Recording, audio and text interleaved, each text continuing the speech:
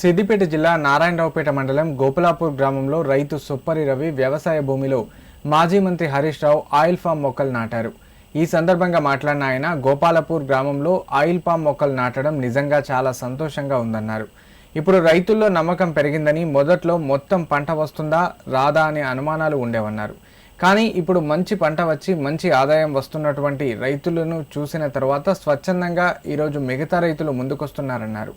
గోపాలపూర్ గ్రామంలో 54 మంది రైతులు 120 ఎకరాల్లో ఆయిల్ ఫామ్ సాగు చేస్తున్నారని, ఇందులో ముఖ్యంగా లింగారెడ్డి అనే రైతు 2 ఎకరాల్లో పెట్టాడని, ఈ సంవత్సరం 5 టన్నుల క్రాప్ వచ్చిందన్నారు.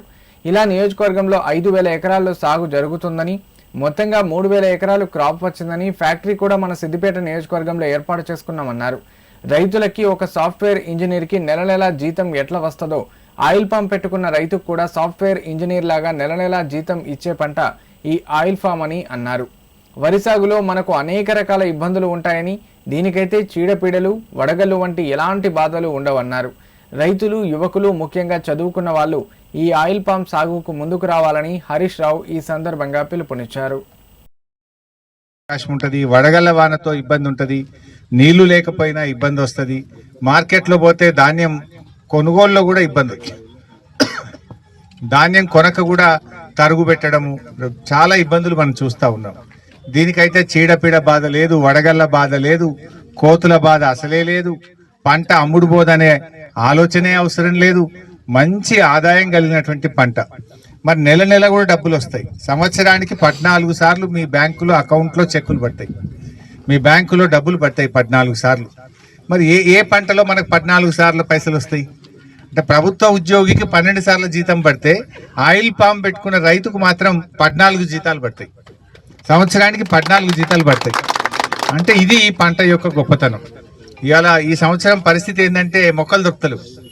ఇవాళ సిద్దిపేటలో నాకు ఇవాళ పొద్దున్న నుంచి ఇప్పటి వరకు 3 రైతులు వచ్చారు. సార్ మొక్కలు ఇప్పియవా, ఆయిల్ పామ్ పెట్టుకుంటా మొక్కలు కావాలి అని అడిగే పరిస్థితి వచ్చింది. అంటే ఇవాళ రైతుల్లో ఒక గొప్ప మార్పు వచ్చింది. ఇప్పటికీ మన సిద్దిపేట కాన్స్టిట్యున్సీలో 5500 ఎకరాల్లో ఆయిల్ పామ్ పెట్టారు. 3100 ఎకరాల్లో పంట కోతకు వచ్చింది. ఆల్రెడీ ఆయిల్ పామ్ గెలల కటింగ్ కూడా జరుగుతూ ఉంది.